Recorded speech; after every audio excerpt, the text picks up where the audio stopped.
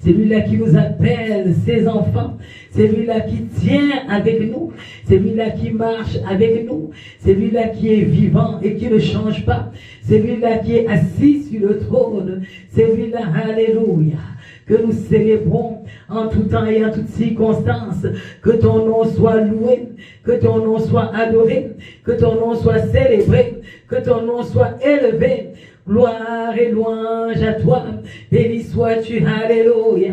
Toi qui veilles sur nos âmes, toi qui nous diriges, alléluia.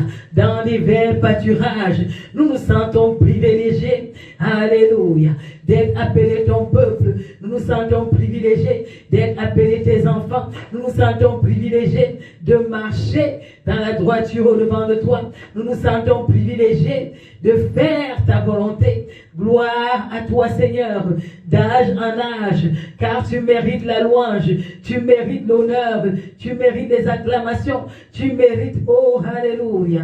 Béni soit le Dieu vivant, au nom puissant de Jésus. Seigneur, nous remettons ce temps entre tes mains. Nous prions, oh Dieu, que tu sois au contrôle, que tu nous diriges, que toi seul sois le Dieu qui va se manifester en cette soirée, au nom de Jésus-Christ. Alléluia. Soyez bénis au nom de Jésus. Nous sommes toujours dans la joie de nous retrouver dans la présence de Dieu. Et c'est un temps de privilège. Et c'est un temps d'honneur. Et c'est un temps de grâce. Amen. Si tu es là, c'est pas pour rien. C'est parce que Dieu, dans son infinie bonté, a permis que tu sois dans sa présence. Alors saisis cette occasion pour écouter, pour manger la nourriture spirituelle qu'il a prévue pour toi, sachant que cette nourriture, alléluia, va nourrir ton âme, va apporter la transformation. La nourriture spirituelle a cette puissance-là, pas seulement de pouvoir te redresser, mais de pouvoir revivifier ton âme, revivifier ton esprit, revivifier ta santé, revivifier toutes choses en toi. Amen. Aujourd'hui, nous voulons parler de quelque chose de magnifique. Nous voulons rentrer dans l'évangile. Nous voulons rentrer à l'ancien évangile. Vous savez, quand nous commençons, l'ancien évangile commence avec l'œuvre de Christ, du ministère de Christ. Amen. Là où il dit aux hommes que le royaume de Dieu s'est approché. Amen. Et il commence à prêcher aux hommes sur la terre de venir à Dieu. Amen. Et quand Christ va quitter ce monde, une autre chose va se passer. Il ne va pas seulement laisser son œuvre, mais il va dire qu'il va nous donner un consolateur. Le consolateur qui est le Saint-Esprit, qui va commencer une œuvre nouvelle. Il va nous donner même les indications en nous disant que le Saint-Esprit va nous enseigner dans toute la connaissance de Dieu.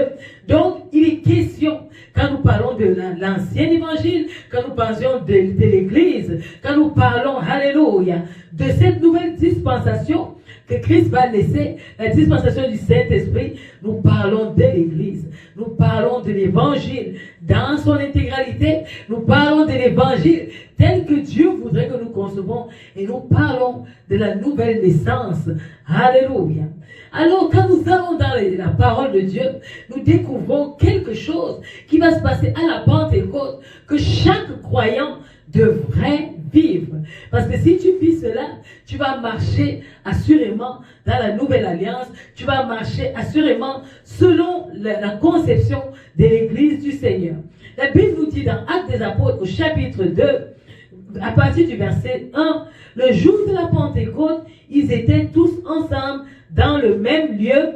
Tout à coup, il vint du ciel un bruit comme celui d'un vent impétueux. Et il remplit toute la maison où ils étaient assis. Des langues semblables à des langues de feu leur apparurent séparées les unes des autres et se posèrent sur chacun d'eux. Et ils furent tous remplis du Saint-Esprit et se mirent à parler en d'autres langues selon que l'Esprit leur donnait de s'exprimer. Alléluia!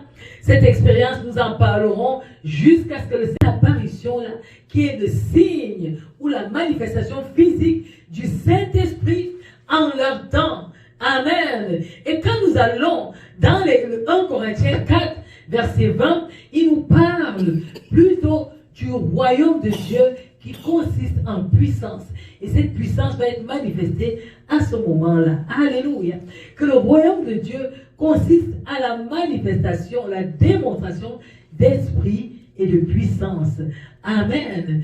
En fait, je nous parle de cet événement, pas tant pour nous évoquer la Pentecôte, mais pour t'inviter à vivre cette Pentecôte-là. Nous sommes un temps où nous devons vivre la démonstration de la Pentecôte. Nous sommes un temps où nous devons démontrer l'effusion du Saint-Esprit en nous. Et pour qu'il y ait effusion du Saint-Esprit, ça prend de toi, ça prend de moi, d'aller dans la présence. Le Saint-Esprit s'est manifesté ici parce qu'ils sont allés. Ils ont pris la décision d'aller, alléluia, dans la présence de Dieu. Ils ont pris la décision que ça en est assez. On a vécu Christ, on a vécu la persécution, on a vécu des moments difficiles, mais à un moment donné, on ne veut plus ça. On veut vivre autre chose. Et pendant qu'il y a eu cette effusion, l'église est née. Ils ont commencé à se réunir. Et il y avait le Saint-Esprit se manifester. Il y avait des révélations. Et les apôtres, qui étaient comme les détenteurs de la connaissance de Jésus, ont commencé à enseigner. La Bible nous dit qu'ils se réunissaient, ils partageaient le pain, ils rendaient grâce comme Jésus leur avait enseigné. Et ils buvaient le vin, qui était la symbolique du sang de Jésus, qui était le sang de l'alliance. Amen. Et au milieu de la Bible dit qu'il y avait tellement de miracles qui se faisaient. Et que la particularité de cette église-là, c'est que Dieu ajoutait chaque jour des personnes qui avaient cru. Amen. Alors revenons à notre époque. Nous ne voulons pas vivre l'évangile passé. Nous ne voulons pas vivre un évangile raconté. Mais nous voulons être cet évangile-là. Nous voulons être ces personnes qui vont vers les croyants pour prêcher. Nous voulons être ces personnes qui vont vers le monde pour parler de Christ, pour gagner des âmes, pour vivre une nouvelle vie en Christ, au nom de Jésus-Christ. Alors, aujourd'hui, la Pentecôte, c'est quoi? Si on te pose la question, toi qui es chrétien, la Pentecôte pour toi, c'est quoi? Ça représente quoi? Qu'est-ce que tu as vécu? Et quelle est la différence entre ta vie en tant que croyant et la vie de la Pentecôte qui est venue? La seule différence qui se différencie de l'ancien chrétien, c'est qu'il avait le Saint-Esprit. Il marchait avec le Saint-Esprit. Il avait la révélation. La Bible nous dit que le Saint-Esprit nous enseigne toutes choses. Le Saint-Esprit sonde les profondeurs de Dieu. Amen. Nous sommes à un temps où nous avons besoin de vivre cette communion-là. Nous sommes à un temps où nous ne voulons plus prêcher des prédications miracles, mais nous voulons vivre des miracles. Pas seulement à l'église. Si on vit les miracles seulement à l'église, où nous accumulons nos foi tous ensemble, nos petites foi, pour qu'un miracle se passe, alors nous n'avons rien compris. On demeure à l'état bébé. Vous savez, les chrétiens de cette église apostolique, de cette église des apôtres, ont vécu le miracle, mais il y avait une multiplication. Parce que le Saint-Esprit qui a eu lieu à ce moment-là s'est multiplié dans leur vie. Et ceux qui venaient n'étaient pas simples. Ils étaient remplis du Saint-Esprit. Comment expliquons-nous qu'en un seul jour, d'une prédication de Pierre, 3000 âmes sont venues à Christ, et qu'aujourd'hui, il y a une prédication de milliers de personnes que nous mettons sur les réseaux sociaux, il n'y a rien qui se passe. Ça veut dire tout simplement que le Saint-Esprit n'est pas là. Parce que quand le Saint-Esprit est là, quand il se manifeste, quand il touche des vies, alléluia, autre chose se passe. Quand le Saint-Esprit est là et que Christ est en action dans nos vies, alléluia, nous vivons un autre, nous vivons le miraculeux, nous vivons la révélation de Dieu, nous vivons les vies changées, nous vivons les guérisons, nous vivons les transformations, nous vivons le salut manifesté. Vous savez, il y a des moments où on doit faire pause et reconsidérer notre marche. Regardez si nous sommes vraiment croyants. Croyant ne veut pas seulement dire lire la Bible. Croyant appelle à l'obéissance. La première chose, lorsque nous lisons le Nouveau Testament, où nous allons sonder la vie des apôtres, on se rend compte qu'ils étaient, le mot qui est désigné, c'était le disciple-là. C'était des personnes, le disciple-là fait appel à la discipline. Des personnes qui étaient assis au pied d'un maître pour apprendre. Et il y avait même une particularité des chrétiens à leur époque, qu'on appelait des chrétiens de Béret, que quand ils écoutaient la parole, ils s'asseoir pour la reméditer, vérifier si les enseignements qu'ils ont reçus sont vraiment des enseignements qui viennent du Seigneur. Vous savez, on a une foule d'enseignants, mais qui donne le véritable enseignement? Tous tiennent la parole de Dieu, tous parlent de Dieu, tous parlent de révélation, tous parlent de prophétie, mais quel est l'enseignement qui vient vraiment de Dieu? Et quel est dans ces enseignements pour toi en ce moment ce que Dieu veut faire? Tu sais, je peux écouter 1 milliard d'enseignements, mais si ces enseignements n'apportent rien à ma vie, je perds mon temps. Mais si je pars au pied du Père pour aller écouter l'enseignement qu'il me faut, selon la dispensation dans laquelle je me trouve, selon le lieu où je me trouve, selon la personne que Dieu a appelée comme autorité dans ma vie, je vais recevoir la véritable nourriture. Si cette personne va vraiment devant le Seigneur et paye le prix, il aura la révélation qui concerne ma vie. Mais nous ne sommes pas au temps où une seule personne doit aller chercher la révélation pour venir nous donner. Dieu dit qu'il a fait de nous un sacerdoce royal, une race élue. Ça veut dire que je pars chercher Dieu, tu pars chercher Dieu, mon frère, ma soeur vont chercher Dieu. Alléluia. Et le Saint-Esprit n'est plus cantonné en un seul lieu. Le Saint-Esprit se manifeste dans les maisons. Je m'attends à ce que quand tu au sorti de ce culte, tu puisses aller dans ta maison et vivre le miraculeux.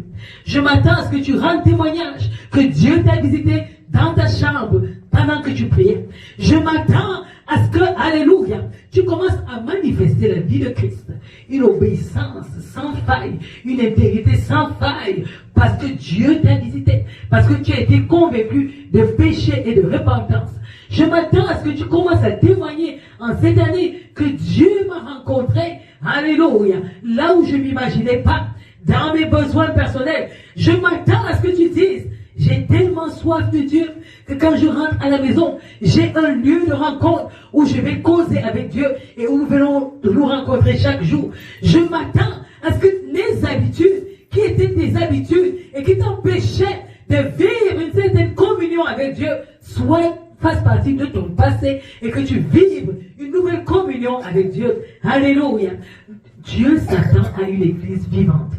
Dieu ne s'attend pas à une église où nous allons pour aller le chercher de temps en temps. Mais Dieu s'attend à ce que tu sois la communion soit perpétuelle et permanente, constante, alléluia, et grandissante. Il dit que tu dois prospérer comme prospère l'état de ton âme. Qu'est-ce que tu mets dans ton âme? Qu'est-ce que tu avales comme nourriture? Qu'est-ce que tu lis? Qu'est-ce que tu écoutes? Qu'est-ce que tu regardes? Ce sont ces éléments-là qui déterminent ta personnalité, qui déterminent ton éducation, qui déterminent, alléluia, ta croissance. Peut-être dans le monde ou avec Dieu.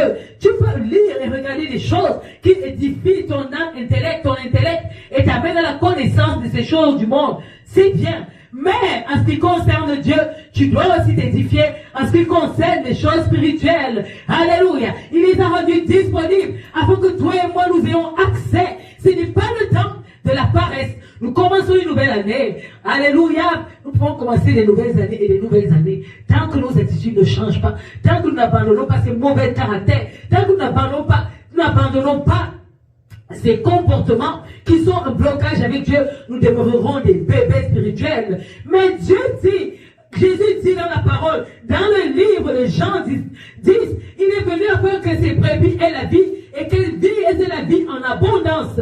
Ta vie, est-ce qu'elle est limitée, ou ta vie, elle est encore, alléluia, dans l'explosion spirituelle, dans l'explosion divine, avec Jésus. Amen. Si tu as décidé de marcher avec Jésus, c'est le temps, alléluia, de lâcher tout ce qui est de la chair et d'obéir à Dieu. À un moment donné, il n'est plus question qu'on te caresse pour te dire, viens louer Dieu, viens adorer Dieu. C'est important d'aimer Dieu. Dieu, c'est lui ton avenir. Dieu, c'est lui qui te donne la vie. Il y a des messages qui ne sont plus pour toi. Il y a des messages que tu dois mettre de côté. Alléluia. Quand on est mature, vous savez, on ne nous donne plus le lait. On ne t'aide plus. Quand tu es mature, tu manges du solide. Et à un moment donné, amen, les disciples ont eu juste 3 ans dans la foi. Et ils ont fait ce qu'ils ont fait. Tu as combien d'ans dans la foi chrétienne? Et tu es toujours en train de vouloir écouter les sermons, en train de dire qu'on doit te pousser pour prier, en train de dire que oui, les programmes de prière, c'est quand? Le programme de prière de toi-même, c'est quand? Le programme de prière que tu as pris avec Dieu, où tu as décidé d'obéir à Dieu, c'est quand? Tu ne vas pas venir tout le temps et être un petit bébé à qui on donne des petits seins pour avancer. Le lait spirituel, c'est pour les enfants. Mais pour les matures, il y a un moment où tu dois obéir à Dieu. Tu dois avoir la soif de grandir avec Dieu. Tu dois pas être un bébé rabougri qui boit du lait frais la tête, du lait dépassé, du lait où ton estomac ne peut plus digérer. Alléluia. Tu dois digérer la nourriture spirituelle, la nourriture solide, où certains péchés ne font plus partie de ta vie. On ne peut pas être toujours en train de te dire, ne vole pas ses péchés, ne mens pas ses péchés, ne fais pas l'adultère ses péchés, ne fornique pas ses péchés. Ça, c'est les péchés qu'on donne aux petits enfants dans la foi qui ne connaissent pas encore le Seigneur, qui entrent pour la première fois en contact avec la parole de Dieu. Toi qui as 10 ans dans la foi, toi qui as 5 ans dans la foi, toi qui as même 2 ans dans la foi et même 1 an, cette chose-là doit plus être mentionnée dans ta vie. Il y a des péchés comme l'orgueil. On ne doit plus le trouver en toi. Parce que quand tu commences dans la foi, les bribes de ta foi, c'est vraiment abandonner l'orgueil. Dieu te le montre dans tes attitudes, dans ton comportement. Si, malgré cela, tu continues à te comporter d'une certaine façon, revois tes fondements. Nous voulons rentrer à l'ancien évangile. L'évangile où on obéissait, où on avait soif de Dieu. L'évangile où on ne te disait pas viens prier. L'évangile où, alléluia, ton obéissance à Dieu est palpable, est vue des hommes. Alléluia. Vous savez, on n'avait pas besoin de demander que Christ, est-ce qu'il est de Dieu? On voyait que Christ était de Dieu parce qu'il faisait. Quand on regardait les apôtres, on ne demandait pas est-ce qu'ils sont chrétiens. On voyait qu'ils étaient chrétiens. Est-ce que quand on te voit, on peut dire que tu es chrétien? Ta chrétienté, c'est par quoi? C'est par le nombre des chansons que tu publies, le nombre des versets que tu publies. Il faut que ces versets et ces chansons-là deviennent toi. Nous sommes la nouvelle louange de l'Église. Nous sommes la nouvelle louange de la